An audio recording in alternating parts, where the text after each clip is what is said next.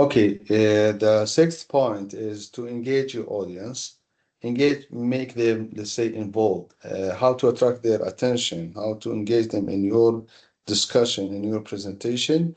You can achieve this, let's say, following some, let's say, steps or adopting some ideas like asking simple questions. Avoid asking, let's say, difficult questions or complicated. Just ask them simple questions so that they can interact, they can answer, they can, let's say, cooperate with you, and use examples or short story. Examples, something good for the audience.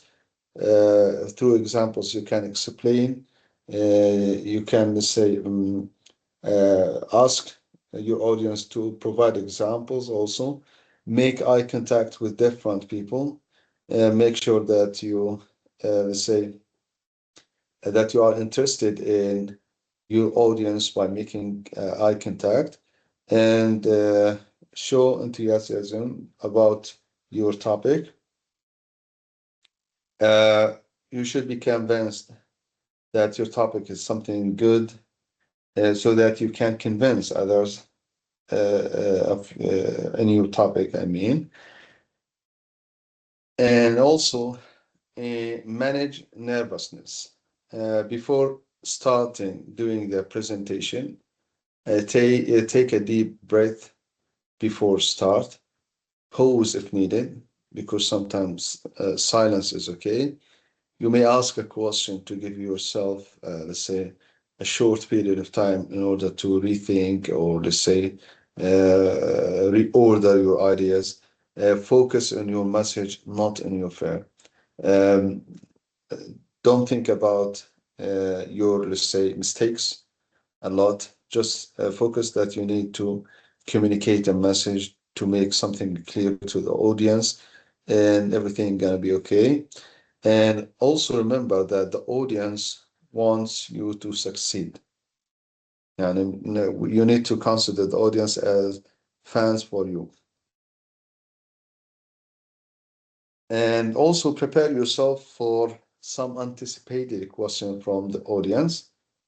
Uh, Before you, let's say, start your presentation, anticipate possible questions. Okay, what might be the questions asked by the audience, let's say, and try to provide clear answers. Okay, and if you don't know an answer, uh, just be honest with yourself, and you can't simply say that's a good question. I'll look into it, which is a good idea to make a way out of that, say, situation. And also a strong have a strong opening and closing in your presentation. You need to begin with a hook, with a question, with a fact, with a story, for example, and end with a memorable conclusion, something that make your audience remember your topic. We have two examples here on opening and closing scripts. For example, you have this opening script, can start with good morning, everyone. Let me start with a simple question. So the hook here is a question. How many of you use English every day, for example, even in a small way? This gives a clear, or let's say, a good space for the audience to think, to start thinking of your topic, and this way you can involve them, or let's say, attract their attention. You can read the rest of this, let's say, opening script, and you can, let's say, have it as, or let's say, make something like this when you do your presentation. And also we have here another example, which is on the closing script.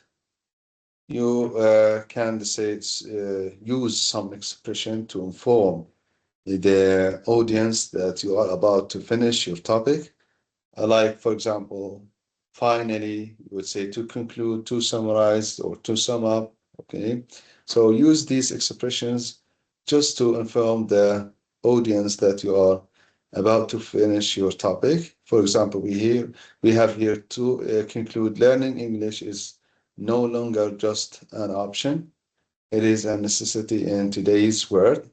It opens door to education, etc. So this gonna be, and it could be a kind of memorable conclusion. And finally, reflect and improve. You may, after your presentation, you would say thank you for listening or thank you for your attention.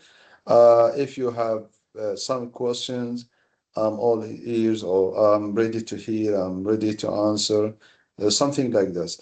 This would help you, let's say, get some feedback from the audience, okay? And it also helps you note what worked and what didn't.